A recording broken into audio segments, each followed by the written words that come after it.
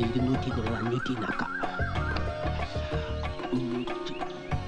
പോലീസിനെ കണ്ടു ഓടി വീണ വാണശ്ശേരി മൊയ്തീനെ ആശുപത്രിയിലാക്കിയ വക ചിലവ് 512 ഉറുപ്പിക 99 പൈസ.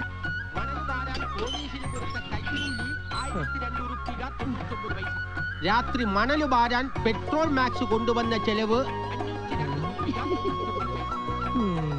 കുറ്റിയടിക്കാൻ മേപ്പയൂർ പെരുമ്പടപ്പിൽ നിന്നും ആശാരിയെ കൊണ്ടുവന്നതിനും ആശാരിയെ കുന്നംകുളത്ത് തിരിച്ചു കൊണ്ടുവിട്ടതിനും ഓട്ടോ കൂലി. വാലൈക്കും അസ്സലാം 152 ഉറുപ്പിക 99 പൈസ.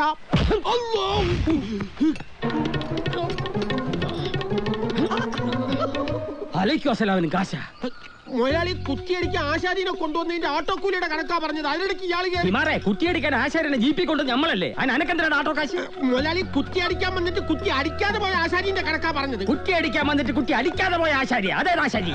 മുതലാളി ആകെ മൊത്തം ടോട്ടൽ 6 ആശാരിമാര് വന്ന. അതിൽ 2 പേര് തിരിച്ചു പോയി, 2 പേര് കുറ്റി അടിച്ചു, 2 പേര് നോക്കി നിന്നു.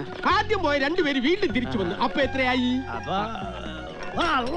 അത് നമുക്ക് അറിയാമായിരുന്നു. അനക്ക് തീറ്റും കായി നമ്മൾ കണക്കപ്പിള്ളാക്കി വെച്ചേക്കുവാ. 6 ഇന്ന് 2 പോയ എത്രയാണെന്ന് ഒന്ന് പറഞ്ഞു കൊടുക്കി. 6 ഇന്ന് 2 പോയ 3 ആണ് അല്ലേ? ബെസ്റ്റ്.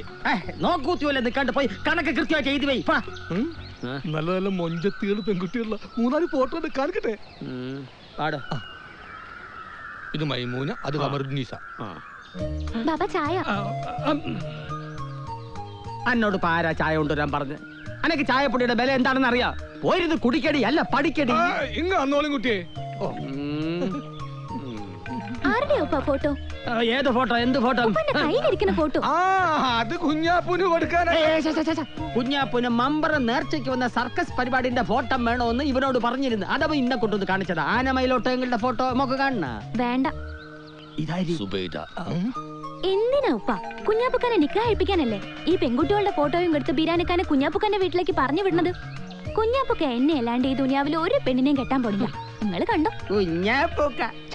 അവൻ ആരാടി? എന്റെ ഉപ്പാന്റെ പെങ്ങടെ മോൻ, എന്റെ മോർച്ചെറുക്കൻ.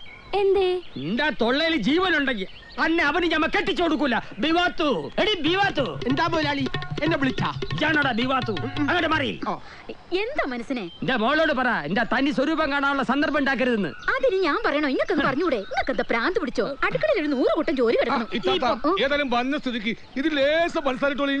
ഇങ്ങോട്ടുണ്ടാ പഞ്ചാരേറ്റെ കുടിക്കും. കൊണ്ടുപോടി. ഈ ഫോട്ടോ കൂട്ടി അവനെ കാണിച്ച് നിക്കാഹ് നിശ്ചയിക്കടാ നമുക്ക്. ഇന്ന് ഞാൻ ഇതിൽ ഒരെണ്ണത്തിലേക്കുണ്ട്. അങ്ങാട്ട് എവിടെ പോടും? ഓന്റെ കുടിയിലോട്ട് പോടാ. അല്ല നാസ്ത.